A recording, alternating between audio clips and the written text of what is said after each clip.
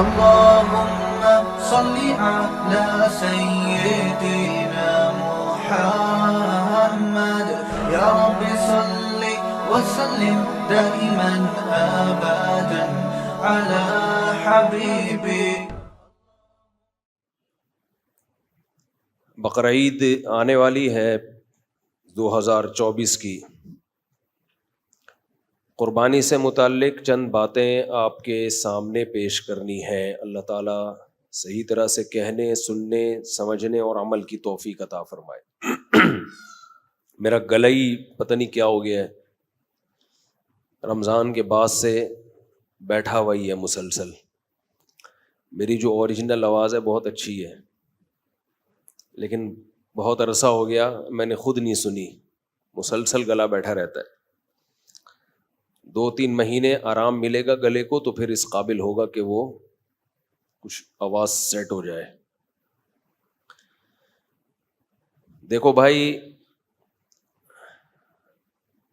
جب کسی حکم کی حکمتیں سامنے ہوتی ہیں، کسی آرڈر کی حکمت سامنے ہوتی ہے تو اس آرڈر پہ عمل کرنا آسان ہوتا ہے. جب آرڈر کی حکمت سامنے نہیں ہوتی تو عمل تو انسان کر لیتا ہے لیکن اس میں دلچسپی نہیں رہتی. میں نے اس کی مثال دی تھی کہ آپ کو کوئی ڈاکٹر میڈیسن دے اور بتا دے کہ یہ کیسے کام کرتی ہے تو پھر اس دوا کو کھانے میں ایک موٹیویشن مل جاتی ہے انسان کو. قربانی کیا ہے؟ حج کیا ہے؟ اللہ تعالیٰ نے انسان کو جو پیدا کیا نا، جو آج ہمارا لبرل سیکولر طبقہ سمجھ نہیں پا رہا ہے اس حقیقت کو. اللہ نے انسان کو پیدا کیا ہے یہ دیکھنے کے لیے کہ یہ مجھے یاد رکھتا ہے یا مجھے بھول جاتا ہے. اللہ کو اس سے کوئی غرض نہیں ہے کہ آپ کتنا ڈالر کما لیتے ہیں، کتنا پیسہ کما لیتے ہیں، کتنا بڑا بحریہ ٹاؤن میں آپ نے گھر بنا لیا. اللہ کو اس سے کوئی غرض نہیں ہے، اور غرض ہو بھی کیوں؟ یہ تو عیش و عشرت کی چیز ہے نا. اس کا انسانیت سے کیا تعلق ہے؟ کوئی تعلق ہے انسانیت سے اس کا کہ بڑا گھر بنا لیا، بڑی گاڑی رکھ لی؟ یہ تو عیش کی چیز ہے. ہر شخص چاہتا ہے اپنی خواہشات پوری کرنا، گدھے گھوڑے بھی چاہتے ہیں. آپ نے قربانی کی گائے لائے ہیں نا، اس کی مرضی کا چارہ رکھیں گے تو شوق سے کھائے گی، نہیں رکھیں گے تو یوں یوں منہ ہلائے گی. بھائی جس کو بھی اللہ نے روح دی ہے وہ چاہتا ہے کہ اس کو لذتیں حاصل ہوں. بس جتنا اللہ نے جس کو دماغ دیا ہے وہ اس حساب سے لذتوں کا متلاشی ہوتا ہے. گائے کی کھوپڑی اتنی ہے، وہ بس یہی جانتی ہے کہ ہرا کھانا ہے یا سوکھا کھانا ہے. اس سے زیادہ اس میں صلاحیت ہی نہیں دی. انسان کو تھوڑی زیادہ صلاحیت دی ہے تو وہ کباب بنا کے کھاتا ہے، کوفتے بنا کے کھاتا ہے. پھر لیونگ اسٹینڈرڈ اس نے بہت اچھا کر دیا. انڈا موڑ کا لیونگ اسٹینڈرڈ ایک الگ ہے، ڈیفنس کا تھوڑا سا اونچا ہے. جب زیادہ پیسہ آتا ہے آدمی کے پاس، امریکہ کا اور زیادہ اونچا ہے. وہاں بطخیں بھی نظر آ جائیں گی آپ کو جھیل میں تیرتی ہوئی. وہاں بطخوں کا لیونگ اسٹینڈرڈ بھی بہت اونچا ہے. وہاں جو بطخیں ڈکس ہیں نا، ان کا بھی لیونگ اسٹینڈرڈ بہت اونچا ہے. انہیں جو صاف پانی تیرنے کے لیے ملتا ہے وہ ہمیں پینے کے لیے نہیں ملتا. تو ہر نفس خواہشات کا متلاشی، ہر نفس یہ چاہتا ہے میری خواہشات پوری ہوں. تو یہ کوئی کمال نہیں ہے کہ آپ کے پاس گاڑی اچھی آ گئی، آپ کے پاس خوراک اچھی آ گئی، آپ کی ساری خواہشات پوری ہو رہی ہیں. اس کا انسانیت سے کوئی تعلق نہیں ہے. اور ہمارے ہاں مادہ پرست انسان نے انسانیت کو پہچاننے کا جو کرائیٹیریا، جو معیار رکھا ہے وہ یہی رکھا ہے کہ اگر کوئی ٹماٹر کی ریڑھی لگا کے بیٹھا ہوا ہے تو وہ انسان نہیں ہے. کوئی ایئر کنڈیشن روم میں کرسی پہ 3 پیس سوٹ ٹائی پہن کے بیٹھا ہوا ہے، عظیم انسان ہے. تو اس کا انسانیت سے تعلق بولو نہیں ہے، کچھ بھی نہیں ہے. یہ بیکار کی باتیں. تبھی شاعر نے ایک شعر کہا ہے نا، ارے یہ کیا ظلم کر رہا ہے کہ مرنے والوں پہ مر رہا ہے. یہ بھی تو مرنے والوں پہ ہی مرنا ہو گیا نا. جو آج سوٹ ٹائی سوٹ بوٹ میں بیٹھا ہوا ہے، کل مرے گا کہ نہیں مرے گا؟ لاشوں پہ کیڑوں نے کھانا ہے اس کو، ایسی کی تیسی ختم. ارے یہ کیا ظلم کر رہا ہے کہ مرنے والوں پہ مر رہا ہے، جو دم حسینوں کا بھر رہا ہے. حسینوں کا دم بھرنا کا مطلب یہ ہوتا ہے کہ جو بھی اٹریکٹیو چیز ہے نا اس کی طرف مائل ہو رہا ہے، اس کی تعریفیں کر رہا ہے، واہ ویل ڈن، شاندار. ایک حد تک تو یہ ٹھیک ہے، ایک حد تک ٹھیک ہے. کوئی بھی اچھی چیز انسان کو لگے شاندار ہی کہنا ہے اس میں. جیسے ہم نے امریکہ میں گھر دکھائے ویل ڈن، تبھی لوگوں نے تانا کیا، ادھر کہتے ہو مسافر خانہ، ادھر کہہ رہے ہو ویل ڈن. تو اس میں تطبیق دے رہا ہوں میں. اچھا لگنا برا نہیں ہے، ایک حد تک لمٹ، زیادہ فری نہیں کراؤ. جانا پھٹے پہ ہی ہے، چاہے امریکہ میں رہو، چاہے جاپان میں رہو، چاہے انڈا موڑ پہ رہو، چاہے پٹیل پاڑا پہ رہو. تو ارے یہ کیا ظلم کر رہا ہے کہ مرنے والوں پہ مر رہا ہے، جو دم حسینوں کا بھر رہا ہے، بلند ذوق نظر نہیں ہے. تیری نظر کا جو ذوق ہے نا، تیرا جو ٹیسٹ ہے نا، ٹیسٹ اس کا معیار بہت کم ہے. یہ بالکل ایسے ہے جیسے کسی کو آپ کوئی ایسی خوراک کھلا دیں جس میں بالکل بھی ٹیسٹ نہ ہو، بالکل ٹیسٹ نہ ہو. جلے ہوئے پیاز پڑے ہوئے ہوں اور پرانے آئل میں بریانی پکائی ہوئی ہو کسی نے، اس میں جلے ہوئے پیاز اور دیگ کی کھرچن زیادہ اس میں، اور کسی کو دے دیں آپ، وہ نوالے بھر بھر کے کھا رہا ہو، کہہ رہے یار ایسا ٹیسٹ آج تک میں نے نہیں دیکھا. لوگ کیا کہیں گے؟ تیرا جو ذوق ہے نا وہ بہت ہی خراب ہے. اس کو آپ بولیں گے یہ تو ہماری بلی شوق سے نہیں کھاتی، جسے تو نوالے بھر بھر کے کھا رہا ہے، لگتا ہے تو نے کبھی دیگ کی بریانی دیکھی نہیں ہے. سمجھتے نہیں ہو میرا خیال ہے. تیرا جو نظر کا جو ٹیسٹ ہے نا وہ معیاری نہیں ہے. خیر، تو اللہ چاہتے ہیں کہ یہ بندہ دنیا کو مسافر خانہ سمجھے، اور اللہ نے اس کو پیدا کس کے لیے کیا؟ بولو، اپنے لیے. تو اللہ کی نظر میں کامیاب انسان وہ ہے جو اللہ کے حوالے کر دے اپنے آپ کو، جس کو عبودیت کہا جاتا ہے. عبد عربی میں غلام کو کہتے ہیں، عابد غلامی کرنے والا، اور عبودیت اس عمل کو، اپنے آپ کو خدا کے بولو سپرد کر دینا. تو قربانی کیا ہے؟ آج بہت سارے اعتراضات ہو رہے ہیں. قربانی اصل میں یہ فلسفہ سکھا دیتی ہے کہ اللہ کے حکم کے آگے ہتھیار ڈال دو. اسلام کے نا بہت سارے احکام ایسے ہیں جن میں اللہ صرف یہ دیکھ رہے ہیں عبودیت ہے یا نہیں ہے. غلام میرے قانون کو بلا دلیل فالو کرتا ہے کہ نہیں کرتا. یہ 3 طلاق کا بھی مسئلہ ایسا ہی ہے. بظاہر یہ اول نظر میں بہت عجیب سا لگتا ہے، یار دھڑ دھڑ سے طلاقیں دی، بیوی حرام ہو گئی. لیکن آپ قرآن و سنت اٹھا کے دیکھو نا، اللہ جگہ جگہ کہتے ہیں اللہ کی لمٹ کو کراس مت کرو. جب آپ نے قبول ہے کہا تھا، ایک نامحرم عورت آپ کے لیے محرم بن گئی، کس کے کہنے سے؟ اللہ کے کہنے سے. ایک دفعہ آپ نے قبول ہے بولا، اب آپ نے 3 دفعہ 3 ٹائم ڈیورس کا لفظ زبان سے دے دیا. اللہ کہتا ہے اب اللہ کی حدود کو کراس مت کرو. بہت لوگ روتے پیٹتے آ کے مفتیوں پہ دباؤ ڈالتے ہیں، میرا گھر اجڑ رہا ہے، میں نے غصے میں دے دی، میری بچے الگ ہو رہے ہیں. مفتی قرآن کی آیت سوچتا ہے، اگر اس کے دل میں خدا کا خوف ہے. اگر خدا کا خوف نہیں ہے، وہ 3 طلاق کو 1 کا فتویٰ دے دے گا. وہ بہت افلاطونیاں بقراتیاں دکھا دے گا وہ آپ کے سامنے. وہ پبلک کو خوش کرنے کے لیے کرے گا بہت سارے کام.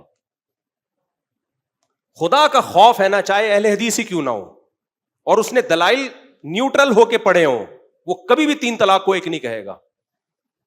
یہاں انسان کو ہتھیار ڈالنے پڑتے ہیں کس کے حکم کے آگے؟ بولو، اللہ کے حکم. غیر مسلم بہت مذاق اڑاتے ہیں، یہ کیا بات ہے 3 دفعہ بول دیا زندگی بھر کا رشتہ ختم. بہت مذاق اڑاتے ہیں. مت جواب دو، بولو یہ ہمارا اور کس کا معاملہ ہے؟ اللہ کا. ان کو الزامی جواب دو. ان کو بولو تمہارے یہاں ڈیورس بہت مشکل ہے، پھر بھی ڈیورس کا ریشو تمہارے یہاں ہم سے زیادہ ہے. تمہارے یہاں تو بہت مشکل ہے اور ہمارے یہاں بہت آسان ہے، پھر بھی ڈیورس کا ریشو بہت کم ہے. کچھ مذہب میں خوبی ہے. تو اللہ کے حکم کے سامنے کیا ڈال دینا ہے بھائی؟ ہتھیار. تو کوئی مفتی جس کے دل میں خدا کا خوف ہوگا نا، وہ کبھی بھی نہیں کہے گا 3 ایک ہوتی ہیں. ان کی اپنی ریسرچ ہوتی نہیں ہے، تقلید کر رہے ہوتے ہیں. اور جب اپنی ریسرچ کرتے ہیں ادھوری، تو ہم جب ان کو بولتے ہیں کہ یہ آپ میں یہ سقم ہے، یہ فالٹ ہے، سننے کے لیے تیار نہیں ہوتے. ایک صاحب کے یہی ہوا نا، 3 دے دی انہوں نے، تو میں نے ان سے کہا، کہتے ہیں یار میں کیسے، میں نے کہا بھائی دیکھو خدا کے، تم نے غلط کیا، 3 دینا حرام ہے، ناجائز ہے، لیکن جب ایک کام ہو گیا نا، اب خدا کے حکم پہ ڈٹ جاؤ. یہی اس کا کفارہ ہوگا. یہی کیا ہوگا؟ کفارہ. اللہ کہے گا میرے حکم کے سامنے ہتھیار ڈال دیے تھے اس نے، بس. تو عبودیت کا مطلب اپنی رائے کو اللہ کی رائے میں فنا کرنا. تو طلاق کے حکام تو قرآن جہاں بھی بیان کرتا ہے نا، وہاں قرآن یہ بھی کہتے ہیں یہ اللہ کی حدود ہیں، لمٹ ہے، اس کو کراس مت کرنا. یہاں یہ لوگ کہہ رہے ہوتے منہ سے نکال دی ہے. ابے بھائی قبول ہے بھی تو منہ سے ہی نکلا تھا. اسلام میں ڈاکومنٹیشن کے بغیر نکاح ہو جاتا ہے کہ نہیں ہو جاتا؟ ہو جاتا ہے. آج کل سیکولر لبرل طبقے میں نا، میں کیوں بار بار 3 طلاق پہ بولتا ہوں، سیکولر لبرل طبقے نے یہ بات بھی میڈیا پہ بہت اٹھائی ہے، سوشل میڈیا، فیس بک. یہ کیا ہے بھائی، منہ سے بولو طلاق، منہ سے بولو طلاق، ڈاکومنٹیشن ہونی چاہیے، کورٹ کا کام ہے. کورٹ کا کام نہیں ہے یہ. اللہ تعالیٰ نے یہ پرسنلی رکھا ہے. مرد کو یہ حق دیا ہے کہ وہ چھوڑ بھی سکتا ہے اور رکھ بھی سکتا ہے. ہاں چھوڑنے کا طریقہ بتایا ہے کہ اس طریقے کو فالو نہیں کرو گے گناہگار ہوگے، لیکن ہو جائے گی. کتنے واضح احکام ہیں سورہ طلاق میں اور سورہ بقرہ میں. اٹھا کے ایسے ہی حضرت عمر کی طرف ایک نسبت کر دی کہ انہوں نے 3 طلاق کو 3 قرار دیا ہے. یعنی اس کا مطلب اللہ کے حلال کو حرام کر دیا حضرت عمر نے، اور پوری امت خاموش رہی. اتنا بڑا جرم کیسے حضرت عمر کر سکتے ہیں؟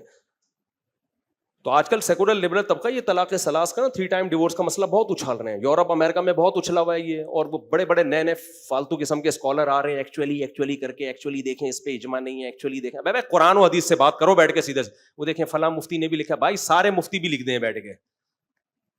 ایک چیز قرآن حدیث صحابہ نے 2 اور 2 4 کی طرح واضح کر دی ہے. اب کسی مفتی کی رائے کا کوئی اعتبار نہیں ہے، چاہے دیوبندی مفتی نہیں لکھا ہو. لوگ ہمیں بتا رہے ہوتے ہیں آپ کے فلاں اکابر نے بھی لکھا ہے. بھائی غلط لکھا ہے ہمارے اکابر نے، اگر کسی نے لکھا ہے تو پہلے سے ہی بول دیا ہم نے. کتنے صحابہ کے فتوے اس بارے میں واضح بھائی. اور جب صحابہ کے دور میں اکٹھی 3 طلاقیں لے کے لوگ آتے تھے نا، تو بھی روتے ہوئے آتے تھے. ابو داؤد کی بالکل صحیح حدیث ہے، اہل حدیث بھی صحیح مانتے ہیں. عبداللہ بن عباس کے پاس ایک شخص آیا کہ میرے چچا نے اپنی بیوی کو 3 طلاقیں دی ہیں ایک ہی مجلس میں، اور حزنا شدیدا، انتہائی شدید غمزدہ ہیں وہ. عبداللہ بن عباس نے کیا فرمایا؟ ان عمک لم یتق اللہ فلم یجعل له مخرجا. تیرا چچا طلاق دینے میں اللہ سے ڈرا نہیں ہے، لہذا اب اللہ نے اس کے لیے مصیبت سے نکلنے کا راستہ نہیں رکھا. تو یہ حضرت عمر کا کام نہیں تھا، یہ کس کا کام تھا؟ اللہ کا. 3 طلاقیں دینے کے بعد اللہ نے آپ کے لیے مصیبت سے نکلنے کا راستہ بند کر دیا ہے. تو اس کا حل یہ نہیں ہے کہ اللہ کے قانون کو چینج کرو. اس کا حل یہ کہ نکاح سے پہلے مرد کو بتا دیا جائے اپنی زبان کو کنٹرول کرو. اگر اسلام کا نظام غلط ہوتا نا، تو صدیوں سے کامیابی سے چلانا آ رہا ہوتا، مسلمانوں کا سارا فیملی سسٹم برباد ہو چکا ہوتا. اور اس میں ایک حکمت ہے کہ جس آدمی میں برداشت نہیں ہے نا، اللہ اس کا گھر بسانا ہی نہیں چاہتے ہیں. جو زبان پہ کنٹرول نہ کر سکے وہ باقی چیزوں میں کہاں کنٹرول کرے گا؟ گھر بسانا اس شخص کا کام ہے جس کی کنٹرولنگ پاور ہو. سب سے پہلے زبان پہ کنٹرول ہوتا ہے. تو یہ احکام کہلاتے ہیں عبودیت. کہ آپ اللہ کے غلام ہو تو حکم سمجھ میں آئے نہ آئے آپ نے کیا کرنا ہے؟ بولو، فالو کرنا ہے، مان لینا ہے، جیسے اللہ نے بول دیا بس. تو اسی طرح اللہ نے حج بھی دیا، اسی طرح قربانی بھی دی. وہ قربانی میں کیا ہے؟ بہت سے لوگ اعتراض کرتے ہیں آج قربانی پہ. پہلے تو میں قربانی کی فضیلت بتا دوں. رسول اللہ صلی اللہ علیہ وسلم نے فرمایا کہ بقرعید کے دن ما عمل ابن آدم احب الی اللہ یوم النحر من احراق الدم او کما قال صلی اللہ علیہ وسلم. اللہ تعالیٰ کو ایام نحر میں، نحر کہتے ہیں قربانی، نحر کے ایام میں جانور کا خون بہانے سے زیادہ کوئی عمل محبوب نہیں ہے۔ مشکات کی حدیث ہے جس کو علامہ البانی نے صحیح قرار دیا، اور نبی صلی اللہ علیہ وسلم نے فرمایا من کان لہ مال فلم یضحی فلا یقربن مصلانا، ایام نحر کے بارے میں، جس کے پاس مال تھا اور اس نے قربانی نہیں کی وہ ہماری عیدگاہ کے قریب بھی مت پھٹکے۔ قربانی واجب ہے یا سنت ہے، اس میں اختلاف ہے، اور ہر صاحب حیثیت پر واجب ہے یا گھر کے سربراہ کی طرف سے سب کی طرف سے کافی ہے، اس میں بھی فقہا کا بولو اختلاف۔ میں تھوڑا سا اس مسئلے کو بھی بتا دیتا ہوں کیونکہ میڈیا پہ اس طرح اس مسئلے کو بھی اچھالا جا رہا ہے، اور کمال کی بات یہ کہ جو فرقہ پرست لوگ ہیں نا، جو اپنے آپ کو فرقہ پرست کہتے نہیں ہیں، وہ ایک آنکھ بند کر کے ہمیشہ دلائل دیتے ہیں، دوسری طرف کے دلائل پی جاتے ہیں وہ، حالانکہ اگر آپ نیوٹرل ہوتے نا تو دونوں طرف کے دلائل دیتے ہیں۔ اب بر صغیر میں فقہ حنفی رائج ہے، آپ کیوں وہاں پر دوسری رائے لوگوں کے سامنے پیش کر کے ان کے دماغوں کو میں تشویش ڈال رہے ہو؟ اور اگر آپ کہتے ہو ہم کسی فقہ شقہ کو نہیں مانتے تو پھر دلائل دونوں طرف کے دو نا، آپ آدھے دلائل کیوں دیتے ہو آپ؟ تو یہ مسئلہ یقیناً فقہا میں اختلافی ہے۔ دو مسئلے جلدی جلدی بیان کرتا ہوں، ایک قربانی سنت موقدہ ہے یا واجب ہے، دوسرا مسئلہ گھر کے سربراہ میں ایک کی طرف سے سب کے لیے کافی ہے یا ہر صاحب حیثیت کو الگ الگ کرنی پڑے گی۔ تو جن فقہا کی رائے یہ ہے کہ سنت ہے، سنت موقدہ ہے، واجب نہیں ہے، وہ حضرت عبداللہ بن عمر کا قول پیش کرتے ہیں کہ حضرت عبداللہ بن عمر سے پوچھا گیا کہ کیا قربانی لازم واجب ہے یا واجب نہیں ہے، تو انہوں نے فرمایا کہ نبی صلی اللہ علیہ وسلم نے قربانی کی اور آپ کے دنیا سے جانے کے بعد مسلمانوں نے قربانی کی ہے۔ تو اس حدیث سے بعض لوگوں نے استدلال کیا کہ عبداللہ بن عمر یہ کہہ رہے ہیں کہ یہ واجب نہیں ہے کیونکہ سنہ کے الفاظ ہیں، سمجھ رہے ہو؟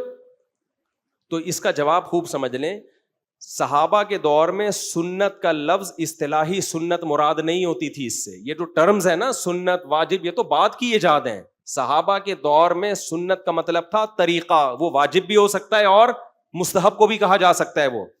تو اس حدیث سے یہ نہیں پتا چلتا کہ یہ سنت ہے واجب نہیں ہے، بلکہ عبداللہ بن عمر کے طریقے سے یہ پتا چلتا ہے کہ وہ سامنے والے کو کہہ رہے ہیں کہ اس بحث میں مت پڑو کہ واجب ہے یا سنت ہے، نبی نے کی اور نبی کے بعد مسلمانوں نے کی ہے، تم بھی کرو۔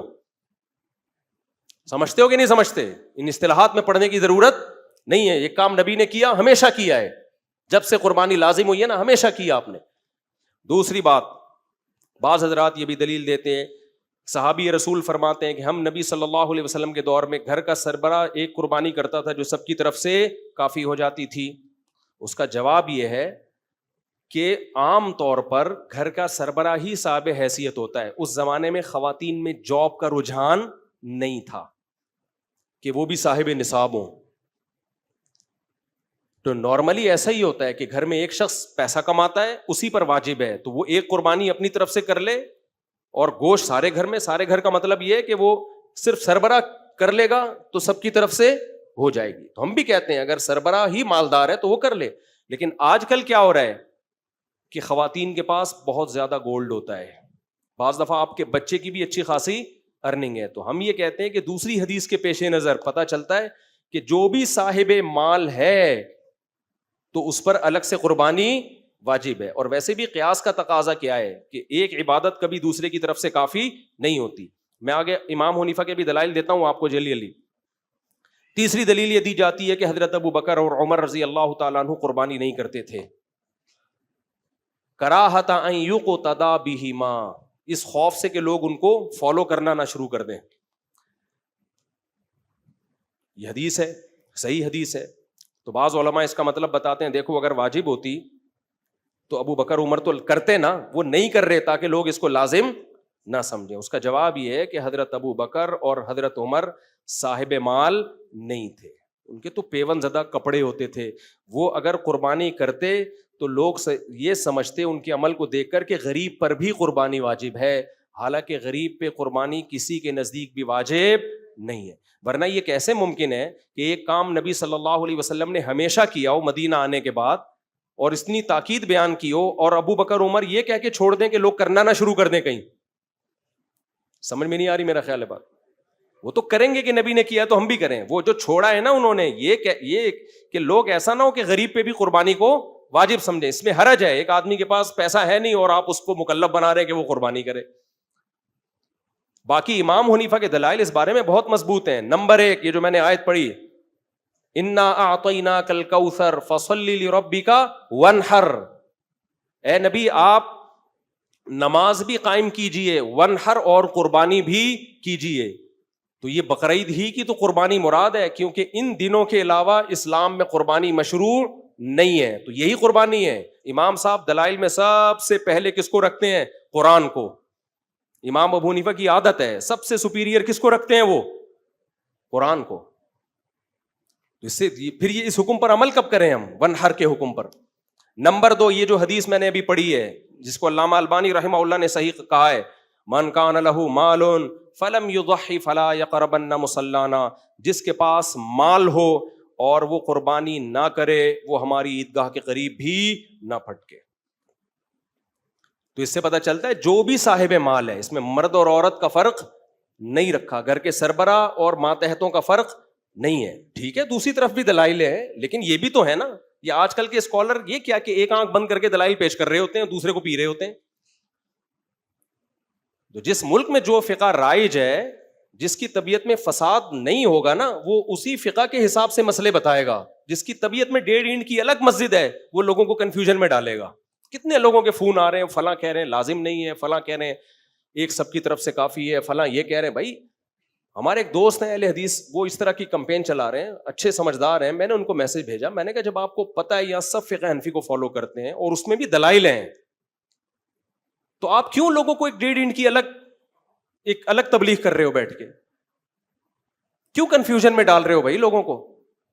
علماء کا وقت اس میں ضائع ہوگا. اب اس کے جواب, پھر اس کا جواب, پھر اس کا جواب. آپ اپنی ذات تک اس کو کیوں نہیں رکھ لیتے؟ تو من کان لہ مال فلم یضحی فلا یقربن مصلانا. تو یہ دوسری دلیل ہے قربانی کے لازم ہونے کی.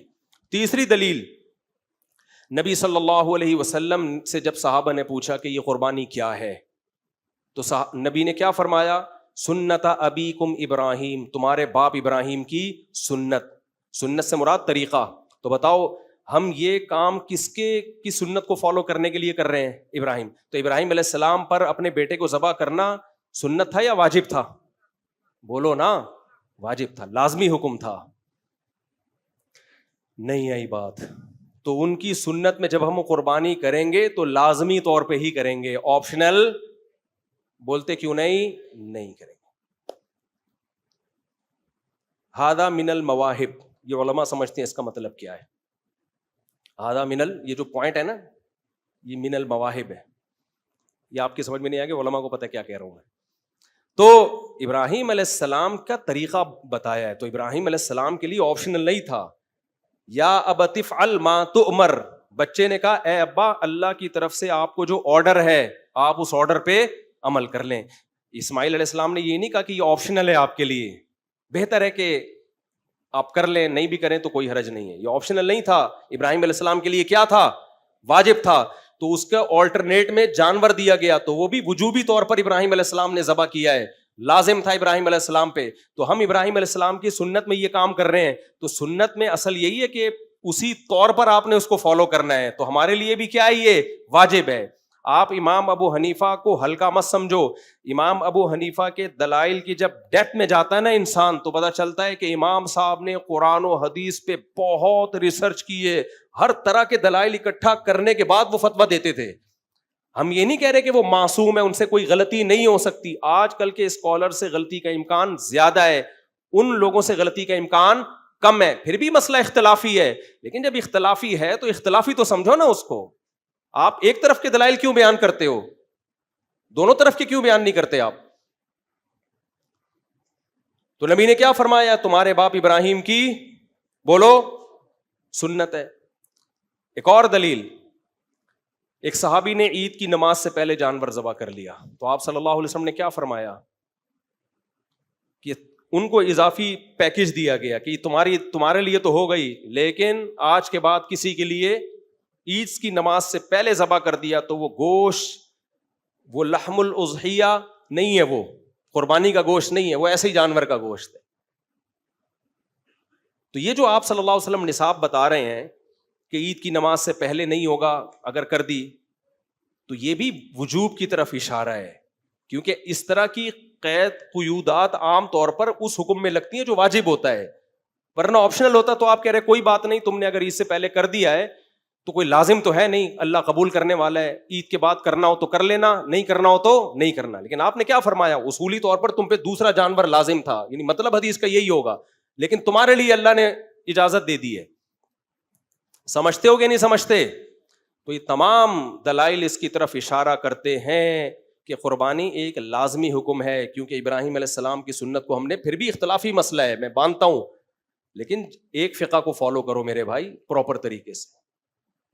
تو ہم فقہ حنفی کو فالو کرتے ہیں، تو پھر یہ نہیں کہ جب آسانی نظر آئے تو ادھر کو لڑک گئے، اور جب مشکل نظر آئے، جب آسانی نظر آ رہی ہے تو ادھر کو لڑک گئے، مشکل نظر آ رہی ہے تو ادھر کو چلے گئے۔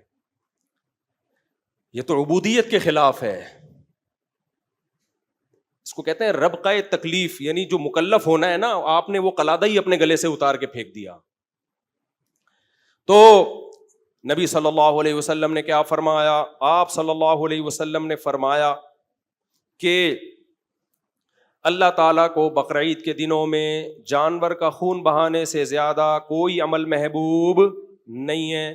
نمبر 2، پھر آپ نے یہ بھی فرمایا کہ یہ جانور اپنے خون اور کھر کے ساتھ ترازو میں، یعنی اس کا اجر تولا جائے گا، او کما قال صلی اللہ علیہ وسلم۔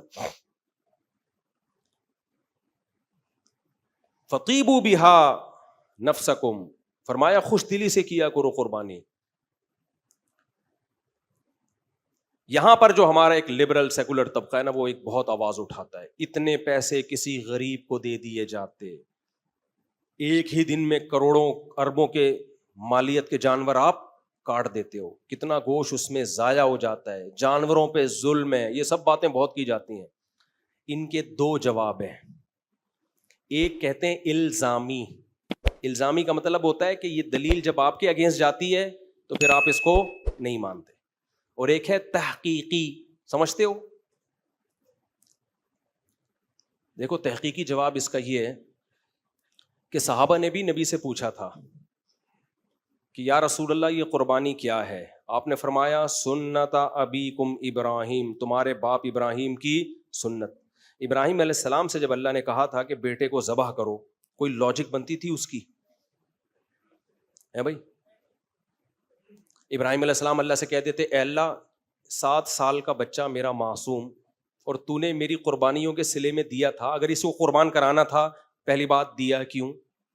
نمبر 2، اس میں انسانیت کا کیا فائدہ ہے؟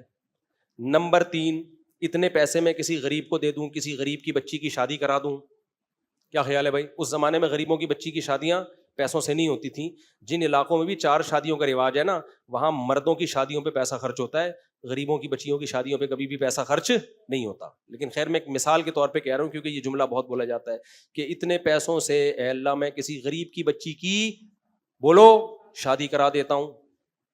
یہ ساری لاجک ابراہیم علیہ السلام پیش کر سکتے تھے کہ نہیں کر سکتے تھے؟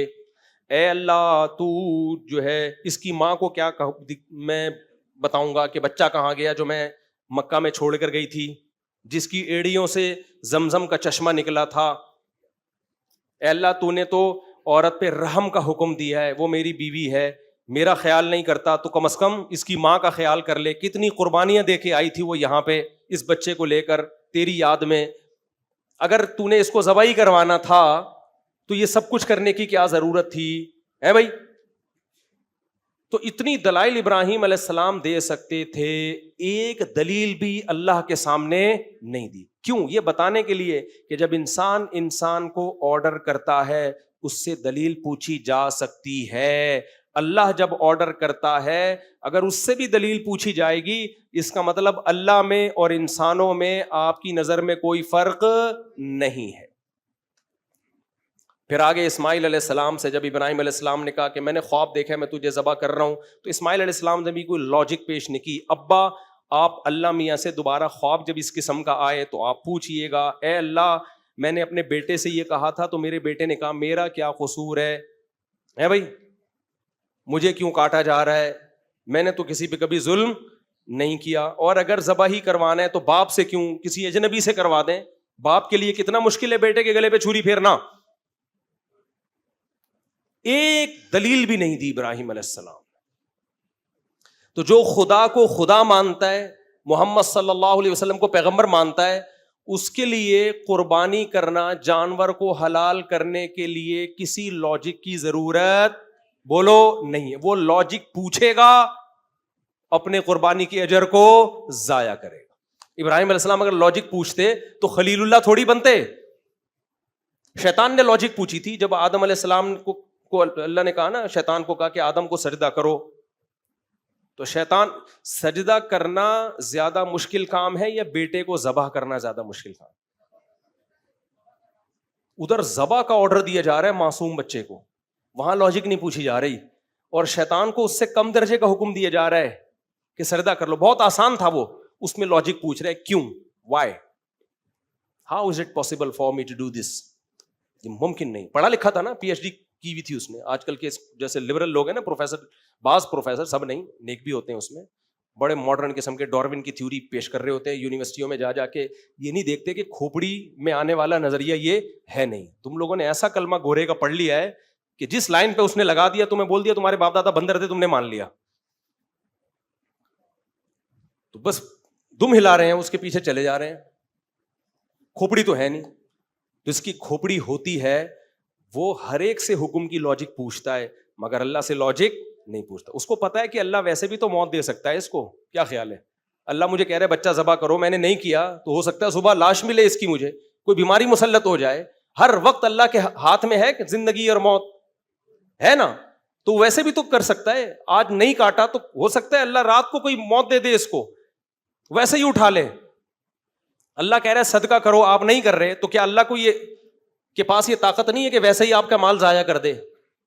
تو بہتر نہیں ہے وہ خود کہہ رہے تمیز سے دے دو؟ کیا خیال ہے، شرافت سے صدقہ کر دو.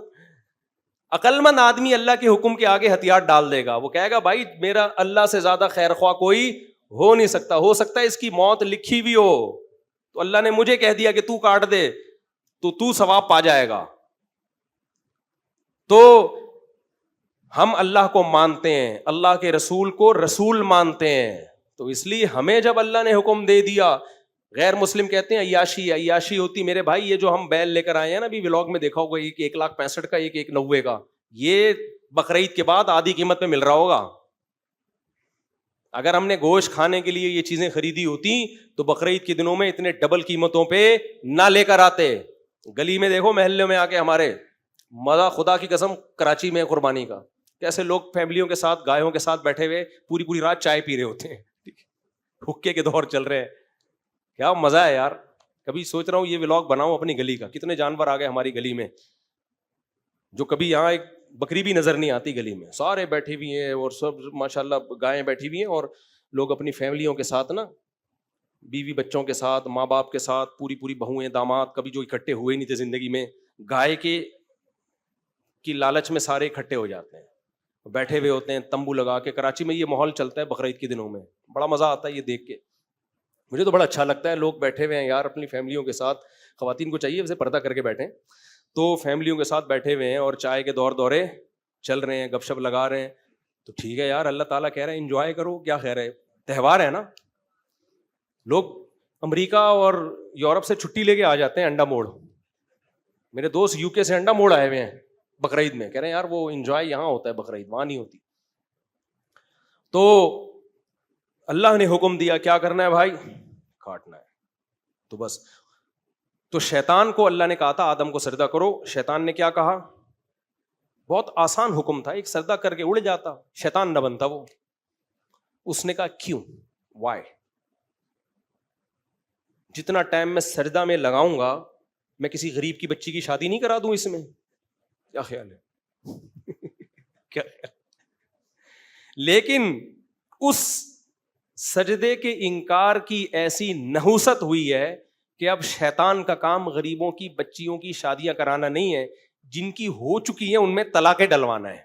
کیونکہ حدیث میں آتا ہے کہ شیطان جتنا طلاق سے خوش ہوتا ہے اتنا کسی اور کام سے خوش نہیں ہوتا. کمبخت سجدہ کر لیتا نا، آج تو شادیاں کروا رہا ہوتا.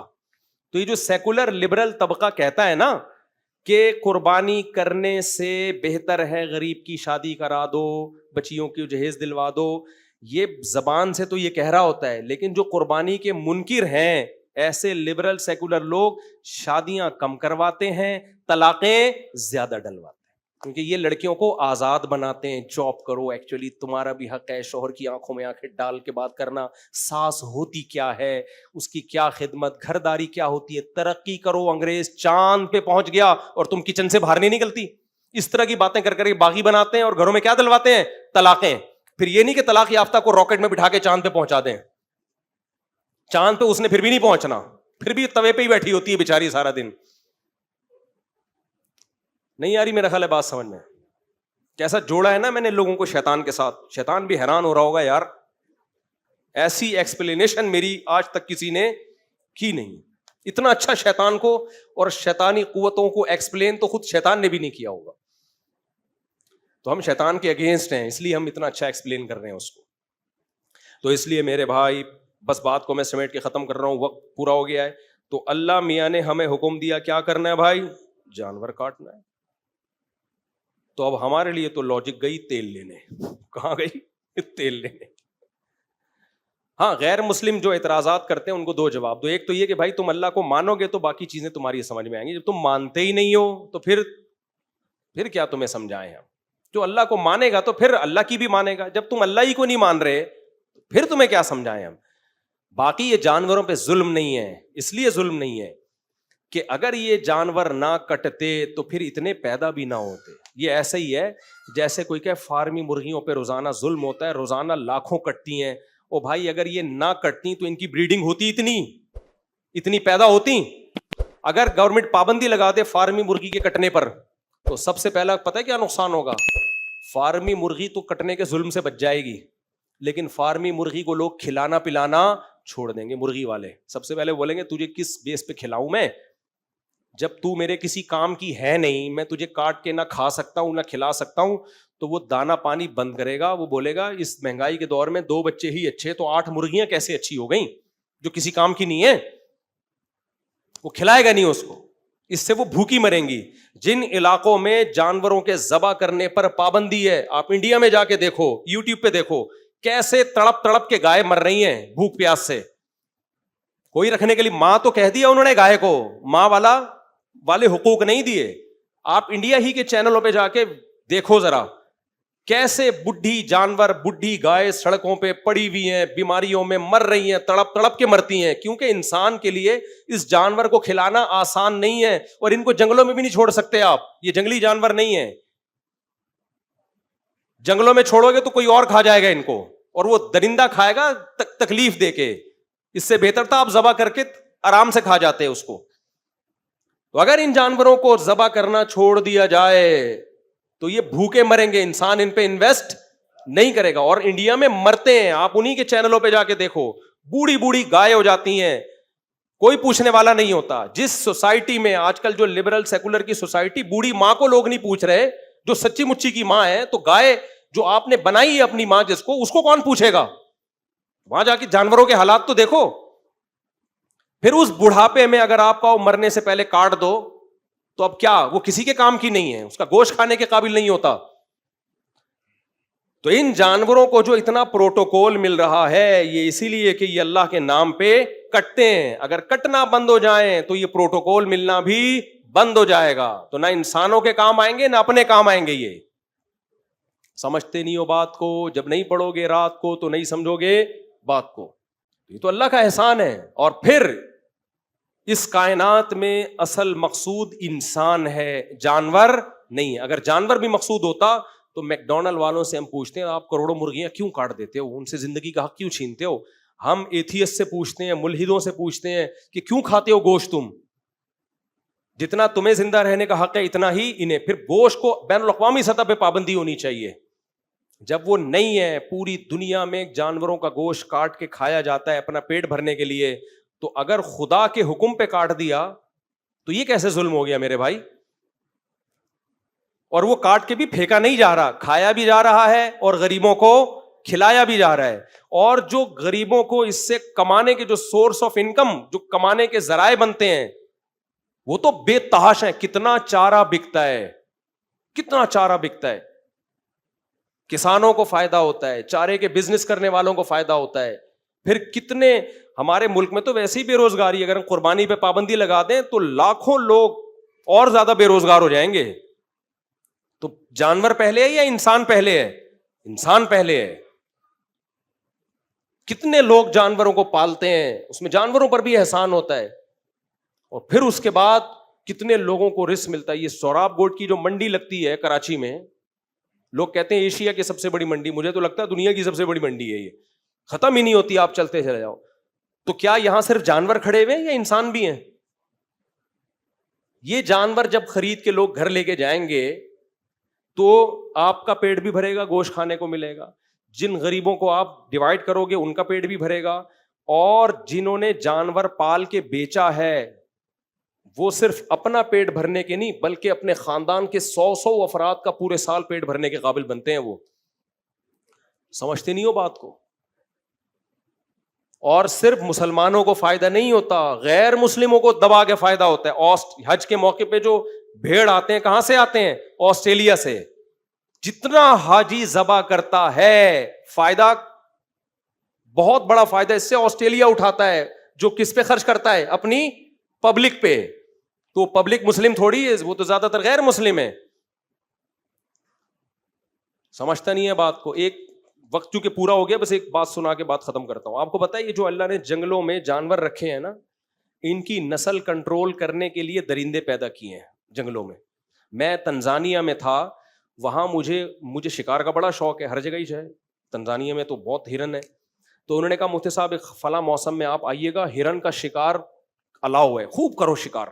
میں نے کہا کیوں بھائی, اس سے تو جنگل کی نسل ختم ہو جائے گی. انہوں نے کہا نہیں, ہوتا یہ کہ یہ ہرن کی نسل اتنی بڑھتی ہے کہ اس کو کھانے کے لیے اتنے شیر جنگل میں ہے نہیں, تو اس سے جو جنگل کی زندگی کے ختم ہو, کیونکہ گھاس ہی ساری ختم ہو جائے گی. سمجھتے ہو کہ نہیں سمجھتے؟ تو اللہ نے خود ایک نظام بنایا ہے. آسٹریلیا میں 10,000 اونٹ کو شوٹ کیا ہے وہاں کی گورنمنٹ نے. جب میرا سفر تھا 2019 میں آسٹریلیا گیا, پہلا سفر تھا جب میرا آسٹریلیا کا, تو اطلاع ملی کہ 10,000 اونٹ جنگلوں میں شوٹ کیے ہیں. کیوں؟ وہ جنگلوں کے درخت کو اور پانی کو پی پی کے ختم کر رہے تھے. یہ اتنی اسپیڈ سے نسل بڑھتی ہے نا ان کی, کہ اگر ان کو ذبح کرنے کا حکم نہ ہوتا تو یہ جنگلوں کے جنگل کھا جاتے. ان کا پیٹ بھرنا آسان نہیں ہے. میں جب گائے لے کر آیا نا, میرے بچوں نے اتنے سے برتن میں گھاس رکھ دی. میں نے کہا بیٹا اس کا پیٹ, یہ ٹوٹل پیٹ ہے پورا, یہاں سے لے کے یہاں تک, انسانوں والا پیٹ ان کو. اتنے ہمارے تو اتنے سے میدے ہوتے ہیں, 2 پراٹھے کھا لیں گے زیادہ زیادہ, اس دن بیان ڈبل ہو جائے گا. ان کا 1-2 پراٹھا نہیں ہوتا. یہ اتنے بڑے بڑے تھوبڑے کھا جاتے ہیں یہ لوگ, اتنا بڑا پیٹ ہے. تو ان کا پیٹ انسان بھرتا ہے. تو اگر یہ بڑھتے ہی رہیں گے, تمہارا باپ بڑھے گا, استغفر اللہ, تمہارا یعنی تم کیسے بھرو گے ان کا پیٹ؟ غصے میں آ جاتا ہوں, پھر میں باپ پہ آ جاتا ہوں. کوئی ہندو کہا کرے نا کہ قربانی تم لوگ ظلم کرتے ہو, بولے تیرا باپ بھرے گا اس کا پیٹ, کون بھرے گا ان کا پیٹ؟ اس کو تو ان کے پر احسان یہی ہے کہ کاٹ کے کھا جاؤ. اگر کھانے کے لیے نہیں ہے تو پیٹ بھی نہیں بھرے گا انسان ان کا. ماں سمجھا کے کتنی خدمت کر لو گے آپ؟ اگلے کو پتا تو ہے نا کہ یار اتنا تو اپنی سگی ماں پہ ہی خرچ نہیں کر رہا ہوتا روزانہ. آپ کم سے کم, آج 2024 کا کون سی تاریخ ہے؟ آج 14 جون ہے نا. آج کی تاریخ میں ایک درمیانے درجے کا بچڑا کم سے کم 500 روپے کھا رہا ہے. اگر یہ کٹنے کے لیے نہ ہو نا, ذبح نہ ہو, تو پھر یہ پورا آپ کو کھا کے ختم کر لے گا, اس کا پیٹ نہیں بھرے گا, جائیدادیں بک جائیں گی. سمجھتے ہو؟ یہ اللہ کی رحمت ہے کہ ابراہیم کی سنت بھی زندہ ہو گئی اور گوشت بھی تازہ تازہ مل گیا اور انسانیت کی خدمت بھی ہو گئی, کروڑوں انسانوں کو روزگار بھی مل گیا. اور سب سے زیادہ انڈیا ایکسپورٹ کرتا ہے گائے کا گوشت. جو ہندو کہتے ہیں نا گائے ہماری ماں ہے, سب سے زیادہ گائے کا گوشت کہاں سے ایکسپورٹ ہوتا ہے؟ انڈیا میں سب سے زیادہ گائے کٹتی ہے اور ایکسپورٹ ہوتا ہے گوشت. سمجھتے ہو؟ تو اس لیے اسلام دین فطرت ہے بھائی، اسلام جیسا کوئی مذہب نہیں ہے. تو اور پھر اس میں ایک حکمت اور بھی ہے، وقت پورا ہو گیا. اللہ انسانوں کو گوشت کھلانا بھی چاہتے ہیں تاکہ پتہ چلے کہ ہم ویجیٹیرین نہیں ہیں. قربانی میں ایک یہ بھی حکمت ہے کہ مسلمان ویجیٹیرین نہیں ہوتا، مسلمان گوشت خور ہوتا ہے. تبھی ہم جب 4 شادیوں کی بات کرتے ہیں، بہت سے ویجیٹیرین بولتے ہیں ان کو 4 شادیوں کے علاوہ آتا کیا ہے. ابے تو گوشت کھائے گا تو تجھے پتہ چلے گا کہ 4 شادیاں کیا ہوتی ہیں. یہ ٹماٹر کھانے سے یہ نظریہ سمجھ میں نہیں آتا. لطف میں تجھ سے کیا کہوں زاہد، ایک شرابی نے ایک بزرگ کو تانا دیا. وہ ہر وقت شراب کے خلاف بیان کرتے تھے. زاہد کہتے ہیں نا بزرگ کو، میں کہتے ہیں شراب کو. تو اس نے کہا لطف میں تجھ سے کیا کہوں زاہد، ہائے کمبخت تو نے پی ہی نہیں. وہ کہہ رہا تھا زاہد کو، بزرگ کو، ایک دفعہ پی کے دیکھ پھر اس کے خلاف بیان کر. تو شراب تو خیر حرام ہے، وہ کبھی بھی حلال نہیں ہوگی، لیکن کمبخت تو گوشت کھا تو صحیح. تو ویجیٹیرین ہے، تو کھیرے ککڑیاں کھا رہا ہے تو نہیں آئے گا تمہاری سمجھ میں. تم گوشت کھاؤ، اور گائے کا گوشت، مچھلی وچھلی سے کچھ نہیں ہوتا. ڈاکٹر فضائل بتاتے ہیں ایکچولی مچھلی میں وہ ڈاکٹروں کو کھلا دو. جو اس طرح کے مشورے تھے ہمارے حضرت نا سیب کا چھلکا اتار کے کھاتے تھے. ایک ڈاکٹر نے کہا اصل منرلز تو چھلکے میں ہوتے ہیں. حضرت نے فرمایا پھر آپ نوش فرمائیں چھلکا. خالی منرل ہی تھوڑی چاہیے، اس کو ہضم بھی تو کرنا ہے نا بھائی. کیا خیال ہے؟ مزہ بھی تو لینا ہے. چھلکے کے ساتھ مشکل سے ہضم ہوتا ہے، بغیر چھلکے کے 2 منٹ میں غائب ہو جاتا ہے. تو خیر وہ ہوتے ہیں، میں ڈاکٹروں کا منکر نہیں ہوں. تو اب جو گوشت میں بیماریاں آ رہی ہیں نا، اس میں گوشت کا قصور نہیں ہے، ہمارے لائف اسٹائل کا قصور ہے. میں نے مسائی قوم دیکھی ہے تنزانیہ کے جنگلوں میں جو صرف گوشت کھاتی ہے، صرف گوشت. ایسی فٹ باڈی ہے ان کی، ایسی فٹ باڈی ہے.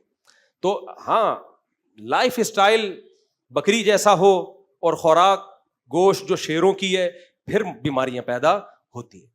جب کھانا گوشت ہے تو جینے کا اسٹائل بھی گوشت خوروں جیسا ہونا چاہیے. سمجھتا ہے بات؟ یوں نہیں بکری کی طرح یہاں بیٹھا ہے تو پھر وہاں جا کے بیٹھا. شیر پھر بھاگا، یہ نہیں کہ چیرنا پھاڑنا شروع کر دو لوگوں کو. مطلب یہ کہ بھاگو دوڑو، ایکسرسائز. اللہ تعالیٰ عمل کی توفیق عطا فرمائے اور ہم سب کی قربانیوں کو اللہ قبول فرمائے.